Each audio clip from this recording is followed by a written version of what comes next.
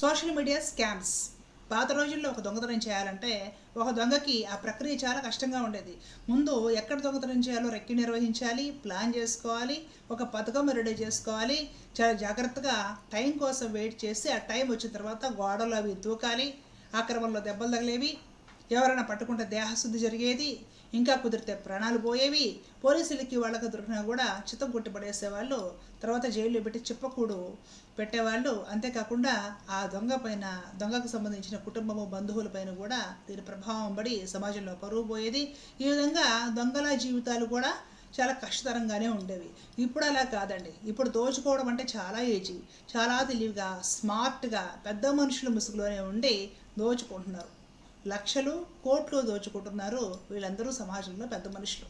Social మీడియాలో కూడా ఈ వింత విపరీతమైన పోకడలు బాగా ఎక్కువగా ఉన్నాయి. ఎప్పటికప్పుడు చెప్తూనే ఉన్నాం, సోషల్ మీడియా ఇన్ఫ్లుయెన్సర్స్ అయినంత మాత్రాన, మీకు అభిమానం కలిగినంత మాత్రాన మీ జీవితాలు తీసుకెళ్ళేసేసి వాళ్ళ చేతుల్లో పెట్టకండి, ఎవరిని కళ్ళు మూసుకొని నమ్మకండి అని గతంలో కూడా నేను గోవింద సేవ ఛానల్లో ఎన్నో వీడియోస్ జరిగింది. వర్క్ ఫ్రమ్ హోమ్ అనేసి కొందరు మహిళలు మోసపోతే ఆ బాధిత మహిళల పక్షాన నిలబడి పోరాటం కూడా చేయడం జరిగింది. కొందరికి ఆ డబ్బు కూడా వెనక్కి ఇప్పించారు. బాగా గమనించుకుంటే ఎప్పటికప్పుడు సోషల్ మీడియా ఇన్ఫ్లుయెన్సర్స్ ఈ విధంగా జనాల దగ్గర నుండి పెద్ద మొత్తంలో డబ్బులు తీసుకొని మోసం చేస్తున్న ఘటనలు పునరావృతం అవుతూనే ఉన్నాయి. ఈ మధ్య కాలంలో ఒక విషయం ఏంటంటే, యుఎస్లో ఉండే భార్యాభర్తలు సోషల్ మీడియా ప్లాట్ఫామ్లో ఎంటర్టైన్మెంట్ వీడియోస్ అవి చేస్తూ బాగా ప్రసిద్ధి పొందారు. మంచి ఫాలోయింగ్ ఉంది. కొన్ని సినిమాల్లో కూడా అవకాశాలు వచ్చాయి. ఇవన్నీ సరిపోక, వీటి ద్వారా ఆర్జించిన డబ్బు సరిపోక వీసాలు ఇప్పిస్తాము, ఉద్యోగాలు ఇప్పిస్తాము విదేశాలలో అంటూ చాలామంది దగ్గర నుండి లక్షల రూపాయలు వసూలు చేసి మోసం చేసినట్లుగా సోషల్ మీడియాలో వచ్చింది. బాధితుల ఫోన్ కాల్ రికార్డ్స్ కూడా మనము చూస్తున్నాము. అలాగే పోలీసులు కూడా మాట్లాడడం జరిగింది. అలాగే ఈ విషయం గురించి అఫీషియల్గా న్యూస్ పేపర్స్లో కూడా వచ్చింది. అంటే సోషల్ మీడియా ద్వారా లక్షలు సంపాదించి ఇంకా కోట్లు సంపాదించే వాళ్ళు కూడా ఉన్నారనమాట. ఆధనం కూడా సరిపోక నమ్మిన ఫాలోవర్స్ని ఎలా మోసం చేయొచ్చు అది కూడా చేసి చూపిస్తున్నారు. ఆలోచించండి, దురదృష్టకరమైన పరిస్థితి. సోషల్ మీడియాలో కొద్ది రోజులు వీడియోస్ చేసి ఫాలోయింగ్ వచ్చిన తర్వాత రకరకాల రియల్ ఎస్టేట్ వెంచర్స్ని ప్రమోట్ చేసేసి ఈ వెంచర్స్లో మీరు కూడా ఫ్లాట్స్ కొనుక్కోండి, బుక్ చేసుకోండి అనేసి ప్రచారం చేయడం, వీళ్ళని నమ్మిన ఫాలోవర్స్ కొందరు కొనేసుకోవడం, ఆ తర్వాత వాళ్ళు బోర్డు తిప్పేయడం. చిట్ ఫండ్ కంపెనీస్ కూడా అంతే, పలానా చిట్స్లో ఇన్వెస్ట్ చేయండి వీళ్ళు ప్రచారం చేయడం, వాళ్ళు డబ్బు తీసేసుకొని బోర్డు తిప్పేసుకోవడం, వీళ్ళు సమాధానం చెప్పకపోవడం. వర్క్ ఫ్రమ్ హోమ్ ఈ పేరుతోటి మహిళలతో డబ్బు కట్టించుకొని వాళ్ళని మోసం చేయడం. ఇవన్నీ జనరల్గా వీడియోస్, ఎంటర్టైన్మెంట్ వీడియోస్, అలాగే బ్లాగ్స్ చేసుకునే వాళ్ళ వ్యవహారాలు అనమాట. ఇంకొక బ్యాచ్ ఉంటారు, వీళ్ళు దేవుడి పేరుతో మోసం చేస్తూ ఉంటారు అనమాట. 100 ఏళ్ల క్రితమో 200 ఏళ్ల క్రితమో ఎంతో చరిత్ర ఉన్న ప్రసిద్ధమైన దేవాలయాలు ఉన్నా సరే అక్కడ కూడా జరిగిన మహిమలు, అద్భుతాలు అవన్నీ కూడా నిన్న కట్టించిన కొత్త గుడిలో జరుగుతూ ఉంటాయి. సోషల్ మీడియాలో విపరీతంగా ప్రచారం చేయడం, ఆ గుడికి వెళ్ళండి, అద్భుతాలు, విచిత్రాలు, వింతలు మొత్తం అక్కడే జరుగుతూ ఉంటాయి, అన్ని సమస్యలు తీరిపోతూ ఉంటాయి, ఈ విధంగా ప్రచారం చేయడం, లేని స్థల పురాణాలు కల్పించి రాయడం, ఎక్కడ మొక్కుకొని మొక్కు చెల్లించుకోవడానికి బంగారు, వెండి ఇలాంటి విలువైన వస్తువులు ఇవ్వండి, డబ్బు ఇవ్వండి, ఈ విధంగా ప్రచారం చేసేసి కొత్త కొత్త గుళ్ళకి మహిమలు ఉన్నాయని ప్రమోట్ చేయడం. స్వయంభూ ఆలయాలకు కూడా లేని మహిమలు ఇలా కొత్త కొత్త గొడకే ఉంటాయన్నమాట. ఈ విధంగా దేవుడి పేరుతో మోసం చేయడం. ఎర్రవరం ఇష్యూ మీ అందరికీ తెలుసు. ఎర్రవరంలో బాల ఉగ్ర నరసింహస్వామి వారు సాక్షాత్కరించారు, వాక్కులు చెప్తామనేసి కోట్ల రూపాయల బిజినెస్ చేశారు ఫక్త్ దేవుడిని అడ్డం పెట్టుకొని దేవుడి పేరుతోటి. ఇలా ఎన్నెన్నో. ఆ తర్వాత మతం పేరుతో మోసం చేయడం. నేను ఆన్లైన్లోనే లైవ్లోనే ప్రార్థిస్తాను నీ కోసము, నీ ప్రార్థన నెరవేరుతుంది, నువ్వు నాకు డబ్బులు ఇవ్వు, ఈ రకంగా కొందరు.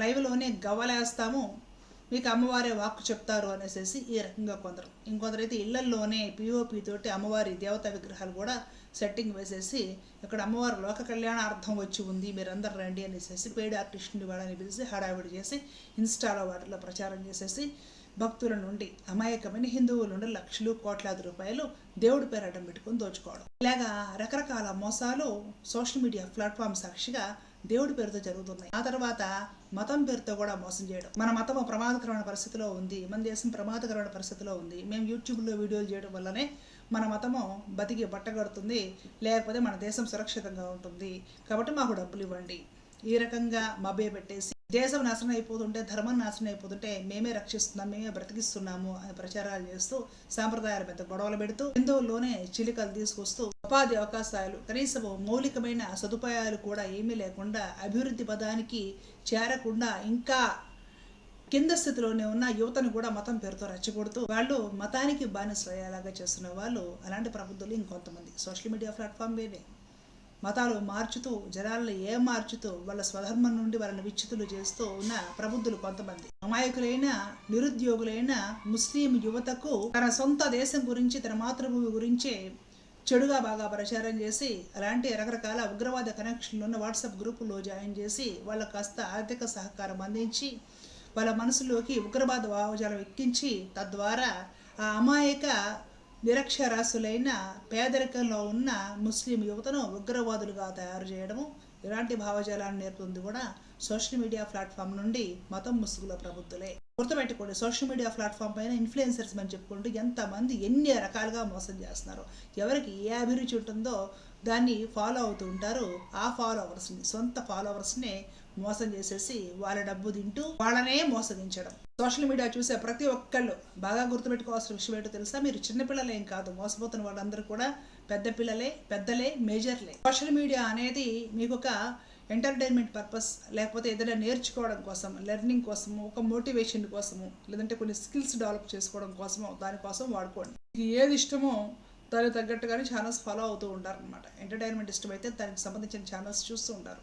ఆధ్యాత్మిక విషయాలు ఇష్టమైతే దానికి సంబంధించినవే చూస్తూ ఉంటారు. వంటల ఛానల్స్ ఇష్టమైతే రకరకాల కొత్త వంటలు ప్రయత్నించాలి, వంటలు నేర్చుకోవాలనుకునే వాళ్ళు వంటలకు సంబంధించిన ఛానల్స్ చూస్తూ ఉంటారు. అలాగా మీకు ఏది ఇష్టమో దాన్ని ఫాలో అవ్వండి, ఆ సబ్జెక్ట్ వరకే ఫాలో అవ్వండి. బాగా గుర్తుపెట్టుకోండి, ప్రతిదీ మీరు కలగాపులకంగా కలిపేయకండి. మీకు నచ్చినంత మాత్రాన, మీరు అభిమానించినంత మాత్రాన అవతల వాళ్ళు పర్ఫెక్ట్ అని కాదు.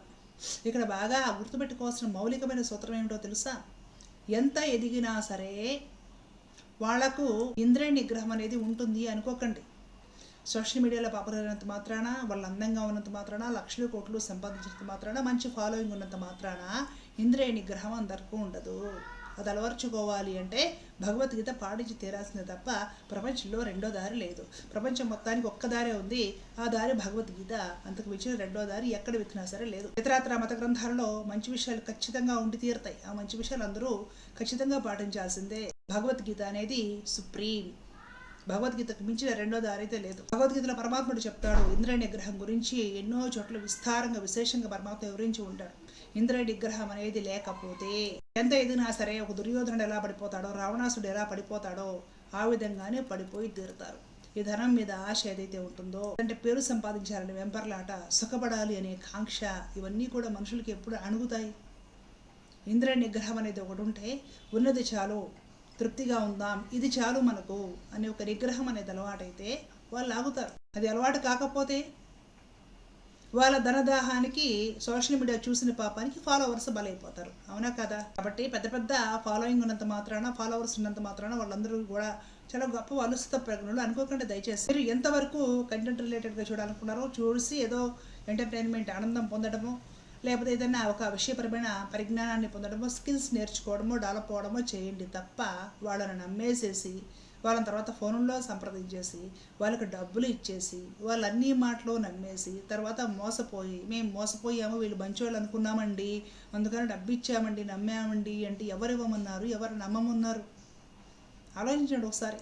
సోషల్ మీడియా ప్లాట్ఫామ్ పైన రకరకాల పద్ధతిలో దోచుకుంటున్నారు. కొన్ని మాటలు బయటకు చెప్పకూడదు, కానీ మగవారు కూడా ఎక్కువగా ఛానల్స్ ఇవి చూస్తూ ఉంటారు కాబట్టి మాట్లాడుతున్నారు. ఒక అందమైన పెళ్లి కావాల్సిన యువతి, చాలామందికి తెలుసు, పేరెందుకు అనుకోండి, అర్ధనగ్న ప్రదర్శనతోటి రకరకాల స్టిల్స్లో ఫొటోస్ తీసుకొని ఫోటోషూట్స్ చేసుకొని ఆ ఫొటోస్ అన్నీ కూడా ఇన్స్టాలో, ఫేస్బుక్లో ఉండేవన్నమాట. అంటే మగవాళ్ళు, కుర్రవాళ్ళు చూస్తే ఇంకా వేడెక్కిపోవడమే, అలాంటి ఫొటోస్ పెడుతూ ఉండేది. ఆ ఫోటోలన్నీ చూసి ఆమె అందచందాలు మొత్తం చూసి ఆకర్షణలో పడి ఒక ధనవంతుడైన యువకుడు ఆమెను సంప్రదిస్తే పెళ్లి చేసుకుంటాను అని చెప్పి అతడి నుండి 1 కోటి కాదు, 2 కోట్లు కాదు, 10 కోట్లు తీసుకుంది. 10 కోట్లు తీసుకొని పెళ్లి చేసుకోవడం కాదు కదా, కనీసం మాట్లాడటం మానేసింది. మోసపోయినాను అని తెలిసిన ధనవంతుడైన యువకుడు పోలీసులను ఆశ్రయించిన తర్వాత కథంతా బయటకు వచ్చింది. సోషల్ మీడియాలో ఎన్ని రకాలుగా ఎరవేస్తున్నారో తెలుసుకొని యువకులు, మగవారు కూడా జాగ్రత్తగా ఉండాలి. ఏదైనా సరే మీకు ఒక విషయపరమైన అవగాహన కోసము దానికి సంబంధించిన ఒక మంచి నమ్మకమైన కంపెనీలను వాడిని సంప్రదించాలి. మీకు విదేశీ వీసాలే కావాలనుకోండి, దానికి సంబంధించిన నమ్మకమైన కంపెనీ ఏదైతే ఉంటుందో దాన్ని సంప్రదించి అడ్డదారుల్లో కాకుండా జాగ్రత్తగా నిజాయితీగానే అది పరిష్కారం అయ్యే విధంగా అది లాభించేలా ప్రయత్నం చేయండి. అడ్డదారుల్లో వెళుతున్నారు అంటే మన దగ్గర సరుకు లేకపోతేనే కదా. సరుకు లేనిది అక్కడికి వెళ్ళి మాత్రం ఏం చేస్తామండి. కాబట్టి ఒకవేళ మీకు నిజాయితీగా ప్రయత్నం చేయండి. దొరికితే సరే, దొరకలేదనుకోండి ఉన్న దేశంలోనే ఏదో ఒక జాబ్ చేసుకోండి. బ్రతకడానికి ఏమి అంత దూరం వెళ్ళాలా? ఇక్కడ ఉన్న కోటాను మంది బ్రతకలేకపోతున్నారా? ఈ అతి ఆశే, ఈ స్వార్థమే అనర్థాలకు మూలము. గుర్తుపెట్టుకొని సోషల్ మీడియా ఇన్ఫ్లుయెన్సర్స్ వల్ల పడకండి. ఎవ్వరికీ డబ్బులు ఇవ్వకండి. దేవుడి పేరుతో, ధర్మం పేరుతో, మతం ముసుగులో, ఉద్యోగాల పేరుతో వర్క్ ఫ్రమ్ హోమ్ అని, పెయిడ్ ప్రమోషన్స్ అని రకరకాలుగా మోసం చేసే వాళ్ళు ఎక్కువయ్యారు. వాళ్ళకి డబ్బు కావాలి, లక్షలు సరిపోవు, కోట్లు సంపాదించాలి. కోట్లు సంపాదించాక ఆగుతారా అంటే అవి కూడా సరిపోవు, ఇంకా బిల్గేట్స్ అయిపోవాలి. ఆశకు హద్దెక్కడ? భగవద్గీత ఆచరణలో పెట్టిన వాడికి నిగ్రహం ఉంటుంది, తృప్తి ఉంటుంది. ఆచరణలో పెట్టకపోతే ఇలాగే ఉంటుంది. వీళ్ళకి కోట్లు ఉన్నాయి, ఇంకా కావాలి. కాబట్టి జనాల దగ్గర నుండి నొక్కటం మొదలెట్టారు. జనాలు మోసపోయారు. పాపం అనేది ఒకరోజు ఖచ్చితంగా పడి తీరుతుంది కదా. టైం వచ్చిన తర్వాత, పాపం పడిన తర్వాత వీళ్ళ జీవితాలు ఈ విధంగా బయటకు తెలుస్తాయి. ఆశ్చర్యం ఏంటంటే ఇంత ఫ్రాడ్ బయటకు వచ్చిన తర్వాత కూడా గుడ్డిగా నమ్మేవాళ్ళు చాలామంది ఉంటారు సోషల్ మీడియా ఇన్ఫ్లుయెన్సర్స్ని. ఇంకా గొర్రెలు అని వీళ్ళనే అనాలి చెప్పాలంటే. అలా అని ఎవరిని తిరస్కరించమని చెప్పట్లేదు నేను, గుర్తుపెట్టుకోండి. సోషల్ మీడియాలో కంటెంట్ రిలేటెడ్గా ఫాలో అవ్వండి చాలు. వాళ్ళ విషయాలు, వాళ్ళ వ్యక్తిగత విషయాలు, వాళ్ళతో స్నేహాలు, వాళ్ళతో సంబంధాలు, వాళ్ళ దగ్గర నుంచి మీకు ఇవ్వ లావాదేవీలు ఇవన్నీ పెట్టుకోకండి దయచేసి. ఎంతవరకు అంతవరకు ఉంటే ఈ ప్రాబ్లమ్స్ ఉండవండి. కాబట్టి పరమాత్మ యుక్తాహార విహారస్య అనేసి శ్లోకం చెప్పారు భగవద్గీతలో. ప్రతి విషయంలో కూడా ఆహార విహారాలు ఎందు ప్రతి విషయం యుక్తంగా, అంటే కంట్రోల్లో, ఒక లిమిట్ ప్రకారం ఎంతవరకు ఉండాలో అంతవరకు ఉన్నవాడు యోగి అని పిలువబడతాడు అర్జున అనేసి ఇక్కడ కూడా వర్తిస్తుంది. సోషల్ మీడియా ఇన్ఫ్లుయెన్సర్స్ని ఎంతవరకు తీసుకోవాలో అంతవరకు తీసుకోండి చాలు. ప్రతి దాంట్లో మీరు కలిపేసుకొని మీ జీవితాలు తీసుకెళ్ళి వాళ్ళ చేతుల్లో పెట్టేసి వాళ్ళ ద్వారా మేము మోసపోయి ఏమైనా గగ్గోలు పెడితే ఏం చేస్తారు? నేను ఎవరిని కూడా తిట్టడం లేదు, విమర్శించడం లేదు, పేర్లు కూడా ఎవరికి తీసుకురావట్లేదు. గుర్తుపెట్టుకోండి. సామాజిక పరమైన స్పృహ కలిగించడానికి చెప్తున్నాను. సోషల్ మీడియాని ఎంతవరకు వాడుకోవాలో అంతవరకు వాడుకోండి. ఆర్థికంగా ఎవ్వరికి ఏమి ఇవ్వద్దు, మోసపోవద్దు. ఏదైనా చారిటీ తనకు సంబంధించిన వాడికి ఇవ్వాలి అనుకుంటే చూసి మీరు పరిశీలించుకొని ఇది కరెక్ట్గానే జరుగుతుంది, వ్యవస్థ కరెక్ట్గానే నడుస్తుంది, ఇందులో మోసమేమి లేదు అనిపించింది ఏదైనా ఉంటే అలాంటి వాళ్ళకి చారిటీలో విరాళాల రూపంలోనే ఇవ్వండి, తప్పులేదు. ఇలాగ దారుణంగా మోసపోయే వాళ్ళు ఉంటే అతి దారుణంగా మోసం చేసే వాళ్ళు కూడా ఉంటారండి. కాబట్టి ప్రజలందరూ కూడా చాలా జాగ్రత్తగా అప్రమత్తమై ఉండాలని కోరుకుంటున్నాను. జై హింద్.